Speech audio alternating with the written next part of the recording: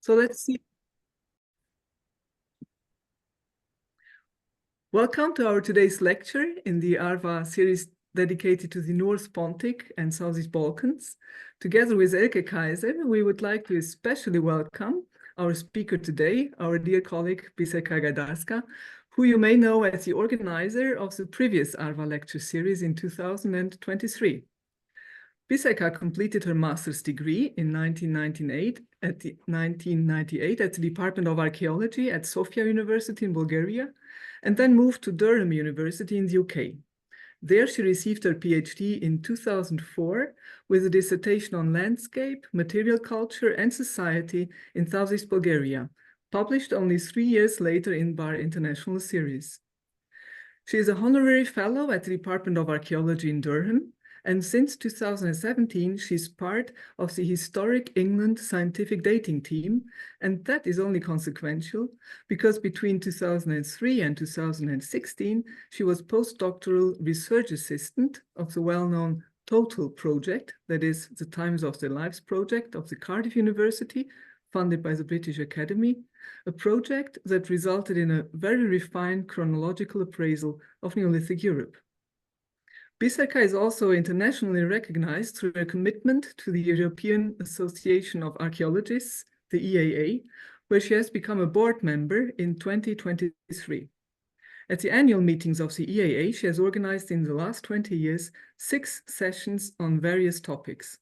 And other 4 sessions she organized for the Theoretical Archaeology Group, the TAG conferences, a discussion group with headquarters at the Durham University. At least since 2019, when she became a very active co-chair of the archaeology and gender community of the EAA, she's one of the leading voices related to gender archaeology. Given her broad field of interests and activities, you can imagine that her publication list is long and manifold.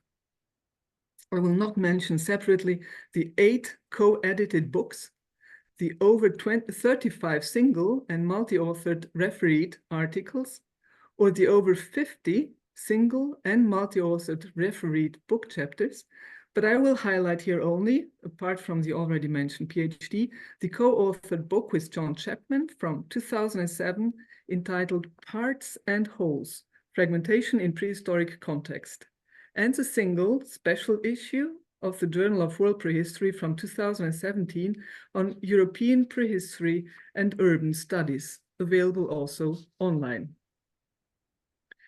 As an expert on both Balkan and North Pontic prehistory, a leading voice in theoretical archaeology, in gender archaeology, and fragmentation research, it was not so easy to decide which topic we should invite her to speak about today. We opted for the Trypillian megasites, and this not only because she received in 2015 the award of the 2nd Shanghai Archaeology Forum for the project Early Urbanism in Prehistoric Europe, the case of Trypillia megasites, as one of the top 10 field projects in the world for the years 2013-2015. She was for 5 years co-director of the Nebelivka project, together with John Chapman, whom we also welcome today. And she has published a single-edited book from 2020 entitled Early Urbanism in Europe, the case of the Trypillia megasites, about which she will talk today. The title of her lecture is, as you can see, Political Organization at the Earliest Low-Density Egalitarian Cities in Eurasia, a Trypillia megasite narrative. Please, Bisserska, the screen and the microphone are now yours. Thank you very much, Agatha. I'm getting blushed off all that introduction. Thank you very much. You have been very kind to me. So the Cucuteni Trypillia is one of the wonders of prehistoric Europe. It is often called the last Chalcolithic civilization. I'll come back to the concept of civilization later in the talk, but for now, let's see why is the Cucuteni Trypillia such a wonder. Yes, I can see, probably you can see now, sorry, I'm making sure that you can see. The name of this group, or as I prefer to call it, a network, derives from 2 eponymous sites, Cucuteni in Romania and Trypillia in Ukraine. It is the largest and the longest lasting network in prehistoric Europe, occupying an area of more than 220 square kilometers in 3 modern countries. So we have to add Moldova to Romania and Ukraine, and lasted for almost 2,000 years. No other prehistoric group in Europe had such longevity and size. And although Cucuteni Trypillia were in constant contact with the ever-changing prehistoric groups around them, their lifeways remained largely unaffected by outside developments until the end of the network in the early 3000 BC. The main characteristic of the Cucuteni Trypillia groups are, starting with the almost total domination of settlements, the majority of those located in Moldova and Ukraine are arranged in some sort of concentric principle. And what this Karp-Dniester is meant to me is the area between the Carpathians and Dniester. And what we found on these settlements, they consist primarily of burnt houses looking like that. The second major characteristic of the Cucuteni Trypillia network is the almost total domination of pottery, the fine variety of which is exquisitely produced. There are, of course, other materials known, but they are nowhere near the amount of pottery found. So, to recap, the main characteristics in view of today's presentation, the usual indicators for some sort of incipient hierarchy, metal, burials, hoards, are relatively rare given the size and the longevity of the network. One final characteristic, which however is only pertinent to the Trypillia component of this network, is the existence of sites with very large size. By very large, it is usually meant above 100 hectares. The ratio between normal small sites and megasites, as they become to be known, is disputed, and there are those sites who fall between the small sites and the 100 hectares limit. However, all scholars agree that the megasites are not more than around 5% of all known Trypillia sites. The main distribution is also limited between the rivers of Southern Bug and Dnipro. As the theme for today is political organization, it will come as no surprise to you that the main focus will be on the megasites. Inevitably, their size has attracted the attention of archaeologists who have interpreted them in a rather divergent way. To begin with, they have been known for some time now, and with early aerial photographs like you see on the screen, and first-generation geophysics known from the 1970s. For a very long time, they have been called, and continue to be called, settlement giants, which encapsulates their underlying interpretation, like any other Trypillia settlement, only bigger. There are some exceptions to that, like what you see with Petrov and Bibikov. We have to remember that these views were developed in times when the communist political regimes were in their forte, so there was very limited wiggle room for social interpretation diverging from the main evolutionary ideological framework. With the opening of the megasites to the wider archaeological world in the 2000s, the picture got more complicated. The major methodological breakthrough was the introduction of high-precision geophysics.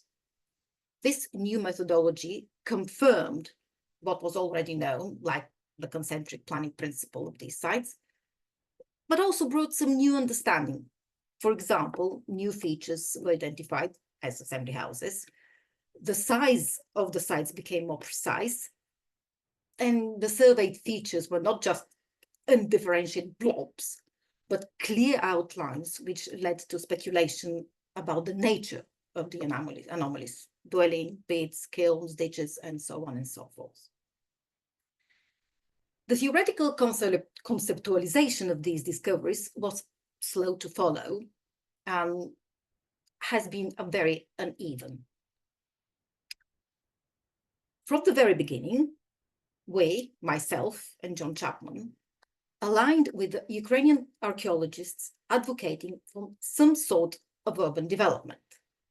The more we looked into this hypothesis, the more convinced we became that this is indeed a fruitful interpretative route to pursue. You'll be happy to hear that I'm not going to repeat all our arguments here, as they're now comprehensively published, but I will mention that trying to fit the megasites in the existing definition of urban was always going to fail. Therefore, a new approach was needed. We did this in the framework of low-density urbanism and developed the notion of relational urbanism, where sites should be considered in relation to their preceding and contemporary setting. In such a consideration, the issue of scale is critical, and I'll come back to this later. So, as we have seen from the previous slide, more and more scholars now are prone to accept an urban interpretation for the megasites. So now, the new bone of contention is the question of hierarchy and inequality. This cuts across the previously mentioned urban, non-urban debates, and it is further complicated by whether we look at hierarchy and inequality at a site level or in terms of settlement pattern. The prevailing view among scholars who do not accept the urban interpretation is that megasites are egalitarian formation, like the late Vladimir Krutz, for example. However, when interpretations are scaled up to discuss settlement patterns, that brings hierarchy between sites, like Sasha Dyachin, for example, does that. The advocates, the urban advocates, are equally divided.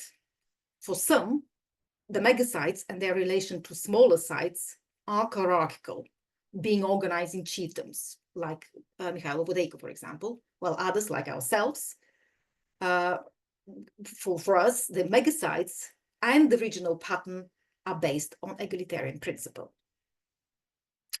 So when it comes to suggestion about social order that we are discussing today, a brief mention is needed about the interpretative logic and the state of the source data. So starting with the available corpus of data. In recent years, a lot of progress has been made in recording and mapping known Trypillia sites, together with conducting geophysical surveys on sites with various size. What still needs more work is identify potential new sites through systematic field walking and absolute chronology. The prevailing method of dating remains pottery typology, with very few sites having radiocarbon dates. But even this small number of sites with dates suggests that pottery styles are not necessarily sequential, and certain types have a very long life. The implication is that what is currently considered to be contemporary sites needs to be treated with caution. What this means is that these are important caveats for any suggestion for the overall political organization of Trypillia. However, this does not mean that we should not try to come with some ideas about possible political organization. So, what has been the interpretative logic thus far? Most, if not all, scholars extrapolate from site-based conclusions to the wider Trypillia context. To do this, or some do this through modeling with various degrees of formality, like ourselves, Sasha Dyachin, in a series of articles, or Avram Shukurov and colleagues. Anvar Shukurov, sorry. Others use selective data, such as botanical or isotopic, to make suggestions about the overall subsistence strategies.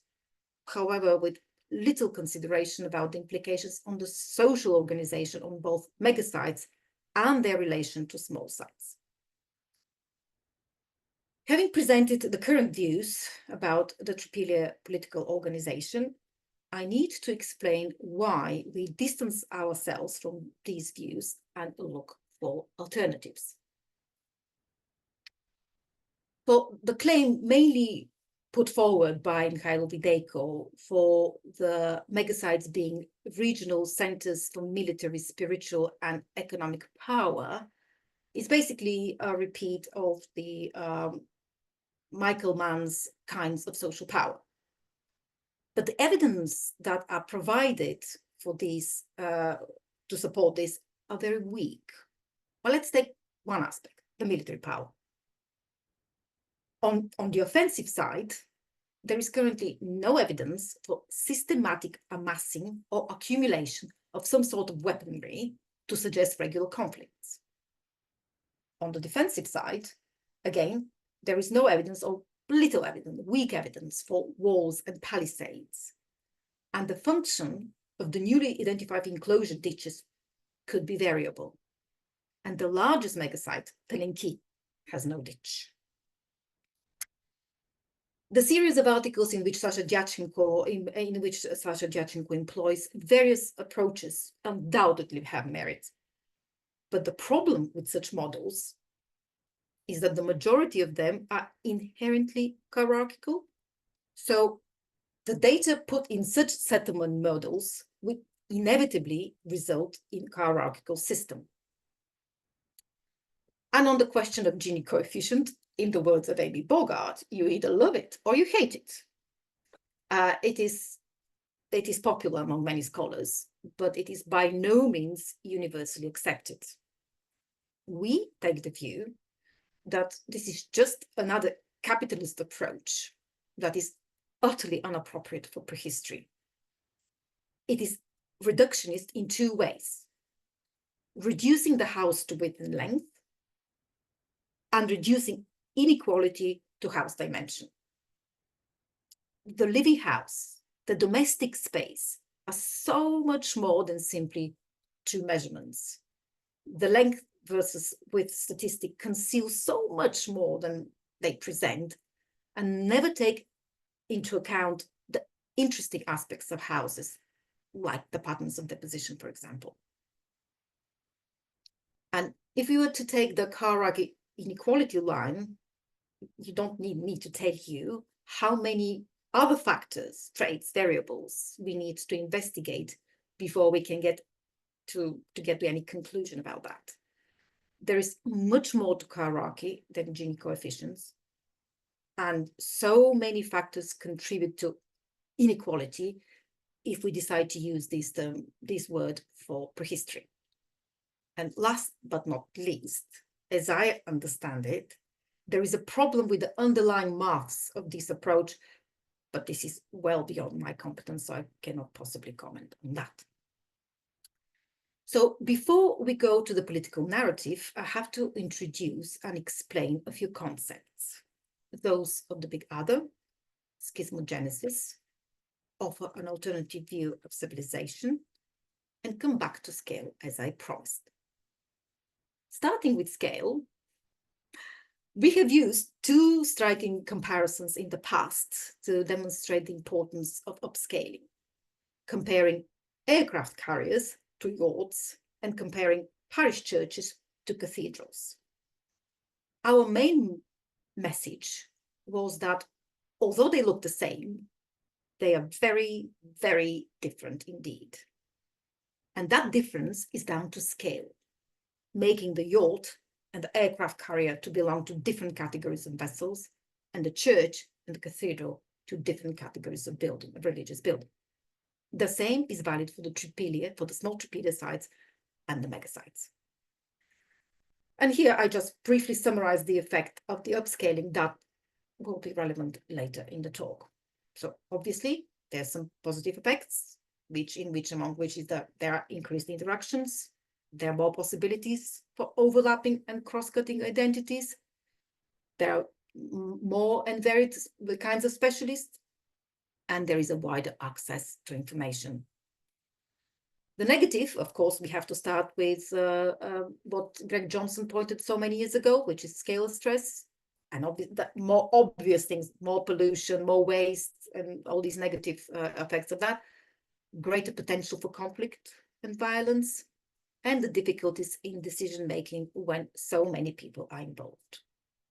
And of course, there's some kind of neutral effects, which means that increased requirements for food, water, fuel lead to increased cooperation for the site maintenance.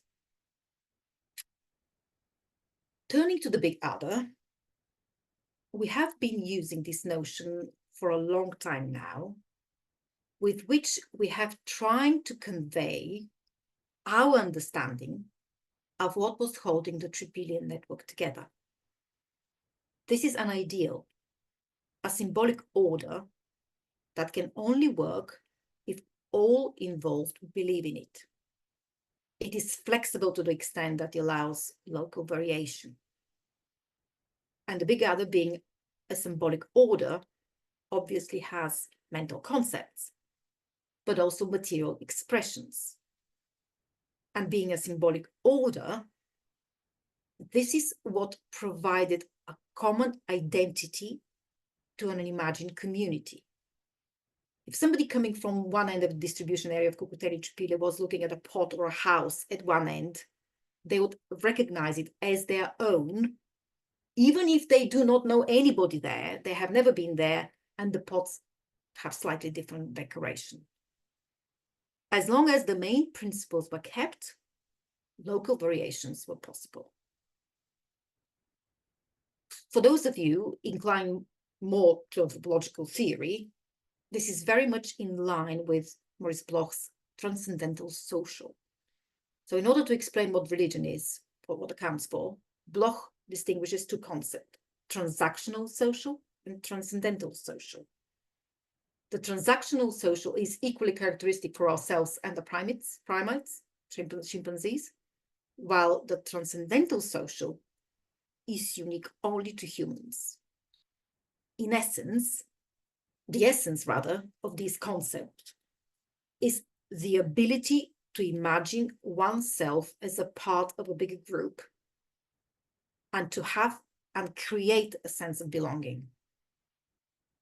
The big other is the invisible social glue. It is how people identify themselves, and the material expression of the big other illustrate how society define themselves and the choices they make. Today's talk is inspired by the book of the late anthropologist David Graeber and the archaeologist David Wengrow. This book is a global history of the world that does not dwell on inequality, war, profit, but on freedoms, hospitality, egalitarian ethos, and moral community. This new framework has been inspirational for some, while others have been rather critical of it. In terms of Trypillia, it has been a watershed moment for some Trypillia scholars. Ourselves and the two Davids, as we call them, have had parallel developments and interactions, with Nebelivka ending up in their book. But here we would like to draw inspiration from this book in terms of the political organization of the Trypillia network. One of the strengths of this book is that it brings together a wide pool of scholarship. So following that trend, let's first introduce the concept of schismogenesis.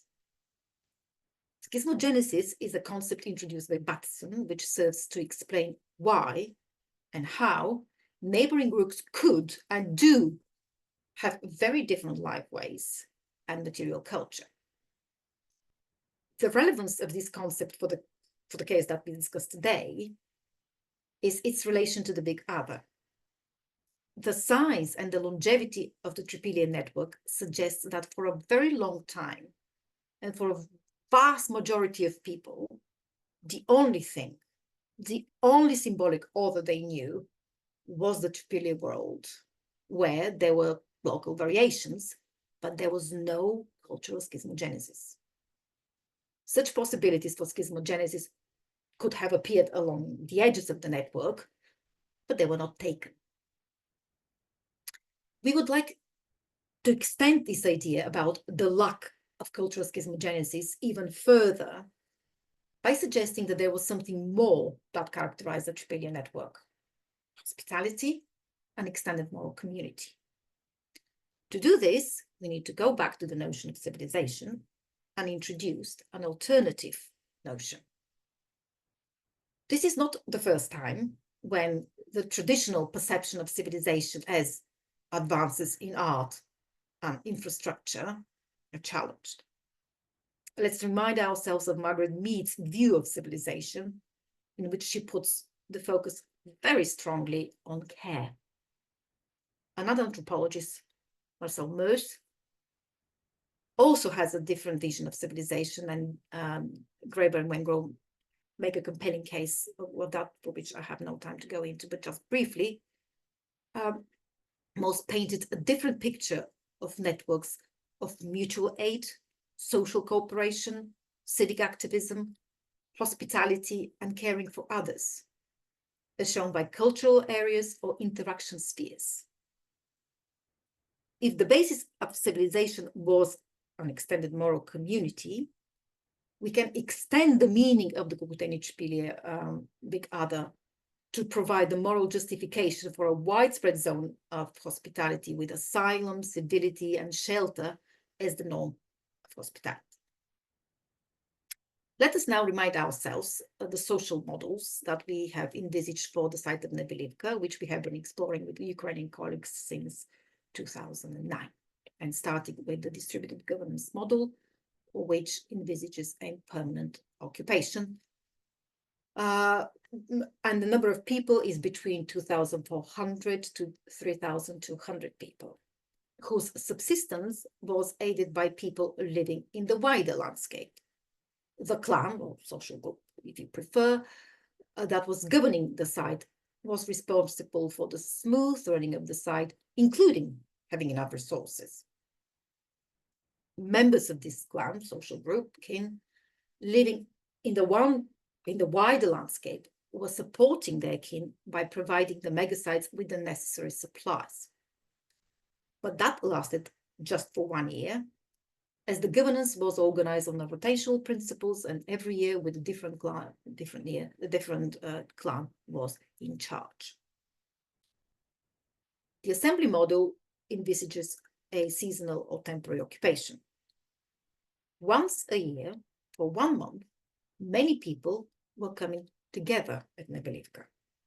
This was a period of intensive interaction of every kind, from strictly economical, if you prefer such terms, like trade and exchange, to social, meeting friends, relatives, members of particular corporate group, potters, metallurgists, or marriage partners, and ceremonial, performing common ritual and practices, reasserting the symbolic order. The pilgrimage model is again a model that relies on seasonality, whereby during the snow-free months of the year, various numbers of people flock to the site to take part in celebrations, rituals, ceremonies. Like in the assembly model, there are interactions, but they are not so intensive. So now we have introduced the various concepts and notions. We can go to the final part of the talk and the political organization of the Trypillia megasites.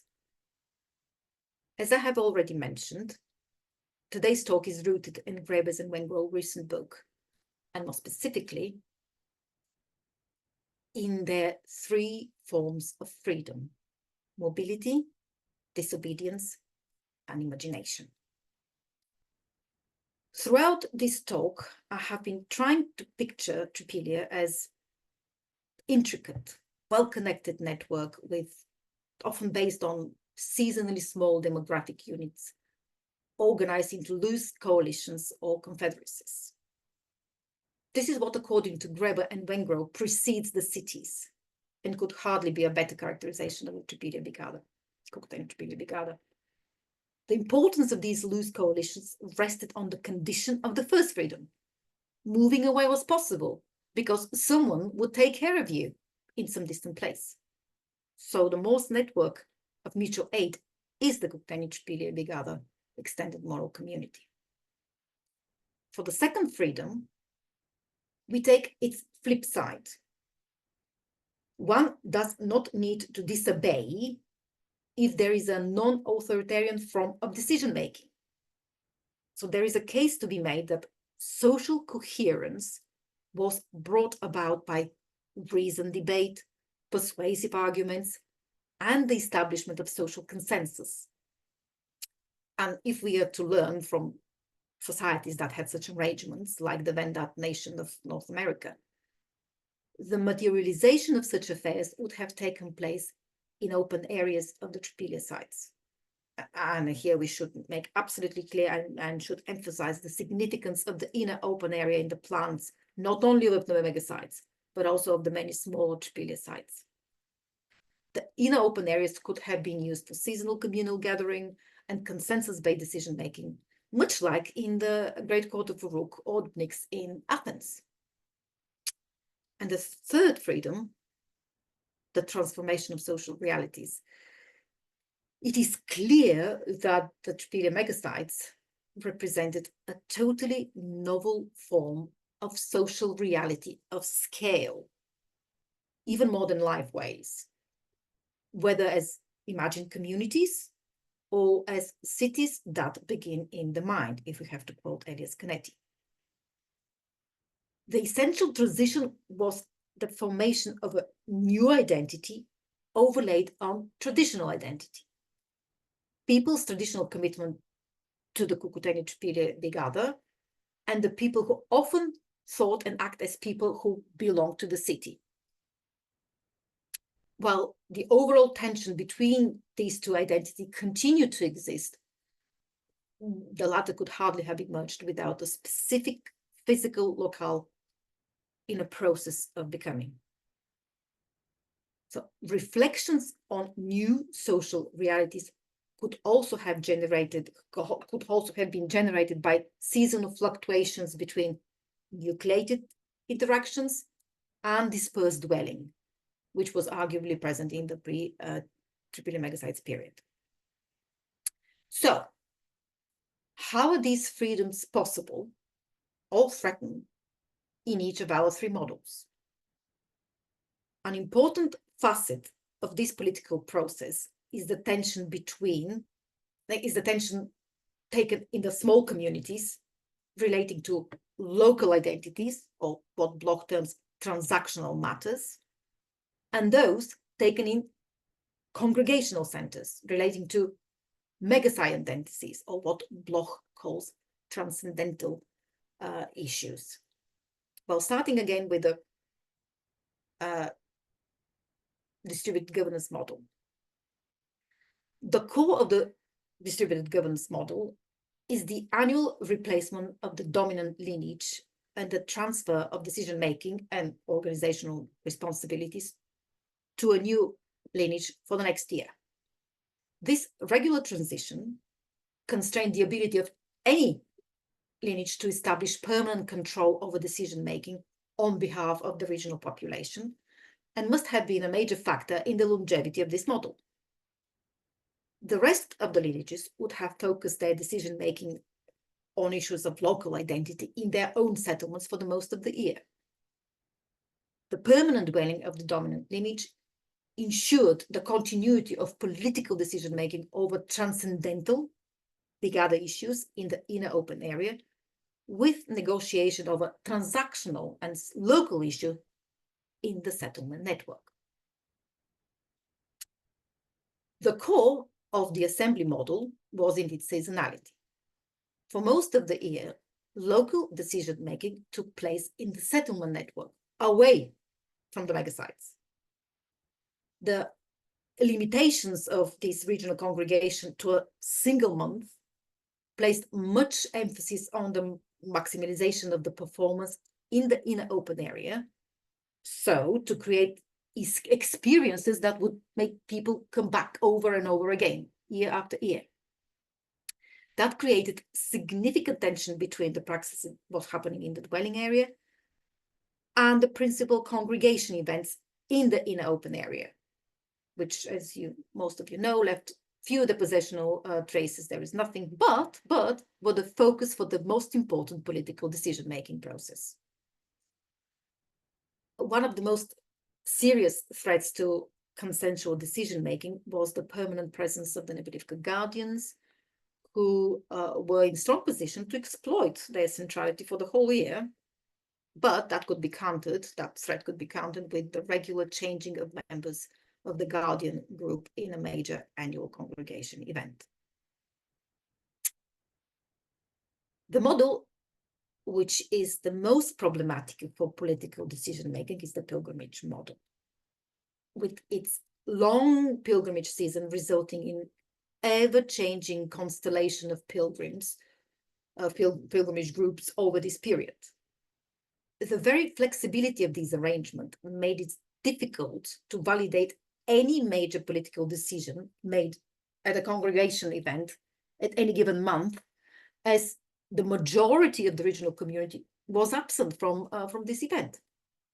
Moreover, there was no period in the year when the majority of a small community would have not remained in their own local base, in the home base. So there were two potential mitigations to these issues: a transcendental approach and an administrative approach. The transcendental approach focused on the importance of grounding decision-making in the inner open area, in the precepts of the big other, reinforcing political decisions in transcendental principles which could be sustained even in the absence of many of the potential decision makers. Such congregational events were what attracted pilgrims to the megasites in the first place. And the administrative approach is to extend political influence of the Nebelivka guardians in steering the congregational debates toward issues over which they, the guardians, had a greater expertise. So, to sum up, we can start to theorize the way that the open, consensual political decision-making was possible in each of the models, although there were significant challenges in each model, perhaps the most obvious in the pilgrimage model. But the duration of each of the three principal megasites, Nebelivka, Gaydarska, and Delenki, in the Sinuhe Basin is around 200 years each, shows that mitigating practices were developed for each of these cases. And none of these sites actually, of these three megasites, operated in a vacuum. So we now have to turn to the implication of that new sequence. And I know that there are different sequences around, but this is our sequence. So I have to talk about what we believe in. And the implications of that sequence for the development, for the evolution of the inner open area and the surrounding dwelling area. We can no longer make the assumption that the same form of inner open area implies the same kind of congregation practices. The narrative starts with Nebelivka. In the early 4th millennium Cal BC, we propose that Nebelivka started as a temporary seasonal congregation place with a limited settlement alliance. At an early stage of the site biography, Nebelivka turned into a formalized permanent congregation center with the inner open area having transformative potential and a principal role in political decision-making. This stage of the site lasted for several generations, with an emphasis on open consensual decision-making through congregational events in the inner open area. The development of inner radial streets meant limited incursion into the inner open area, and in few cases these streets were blocked with a very short cross streets, usually comprising only of 2 houses. So these developments indicated minor attempts to control access to the inner open area, but since the distributed governance model was based on permanent settlement, these developments did not seem likely to produce obvious political problem. The Nebelivka client alliance continued until the start of Majdanetskoe, some 3 generations later. Majdanetskoe started as a temporary congregation place. given the 3 or 4 generation overlap between Nebelivka and Majdanecka, it became increasingly important for the two centers to differentiate from one another.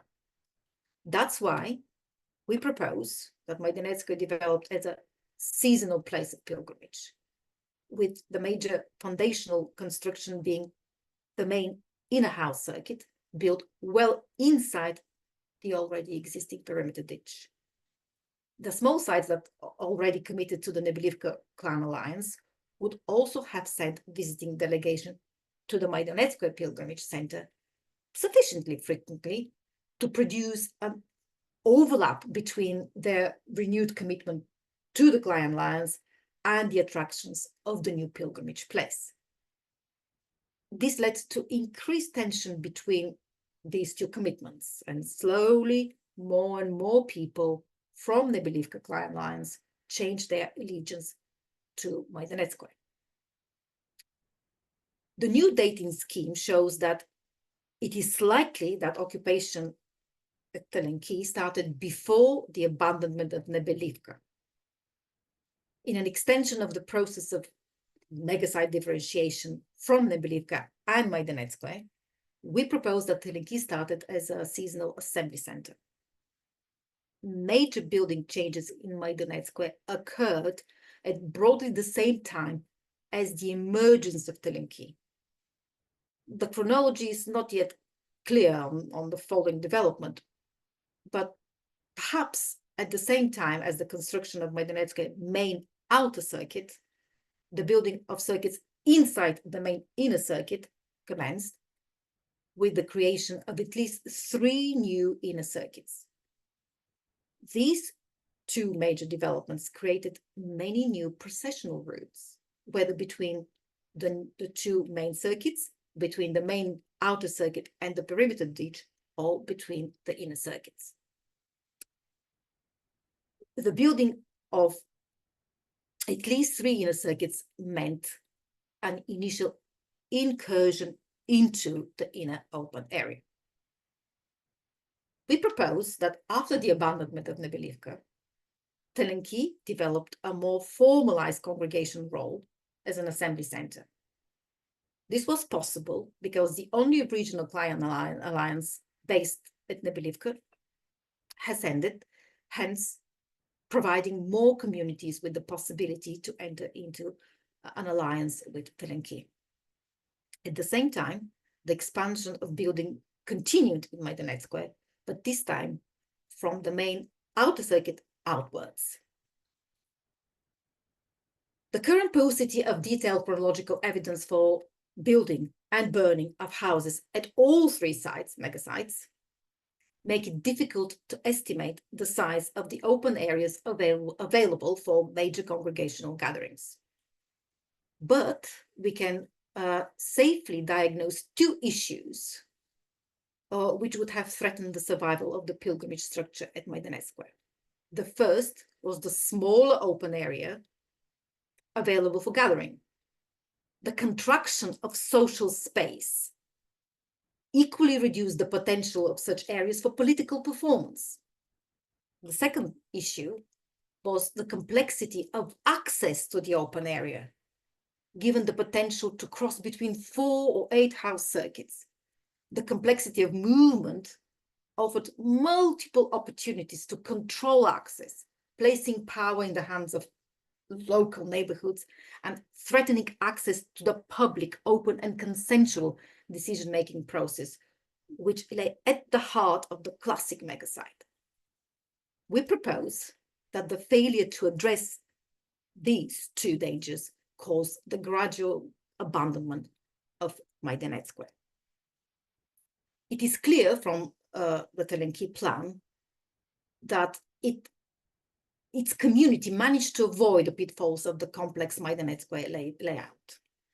The intercutting of inner radial streets and cross streets at the northern end of the Telenki indicated tensions between the identities of the members of the clan alliance, but there was no sustained effort to create additional house circuits, not like in Majdanecka. The long stretch of third inner circuit occurred only at the southern end, but it was integrated with only a few short inner radius streets.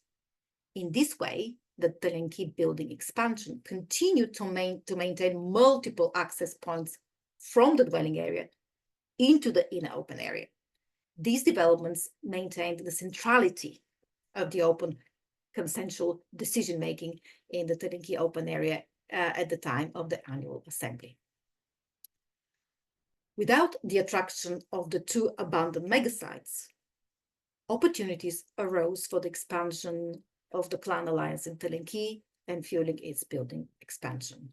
But for whatever reason, one long generation after the demise of Gaydarska, Telenki suffered the fate of abandonment of the last and the largest megasite in the Sinuhe basin.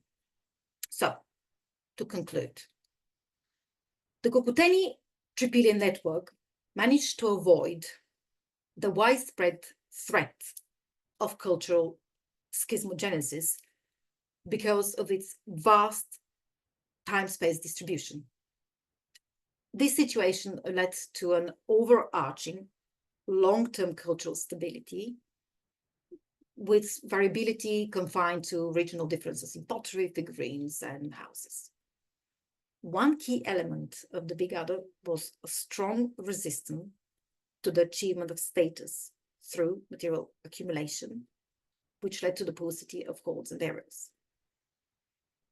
In the Trypillia megasites, the three freedoms to relocate, to disobey commands, and to imagine new social realities were underpinned by cyclical or seasonal settlement modes in the three Nebelivka models. These modes dissented and dispersed stable permanent power relation, undermining the imposition of absolute instructions and commands. The distinctive function of each of the Trypillia megasites, as I tried to argue now, formed the basis for competitive allegiance for small communities in the surrounding landscape, eventually causing the abandonment of the Trypillia megasites and the preference of one to another. In this initial formulation, we proposed that Nebelivka began life as a center of distributed governance, while Gaydarska evolved into pilgrimage center and Telenki formed the center for seasonal assembly. But in any case, the megasite communities managed to achieve early low-density urban status while maintaining an egalitarian social form. Thank you for your attention, and these are the references that I have used for images and for information, to which I thank very much to all the authors. And thank you for your attention.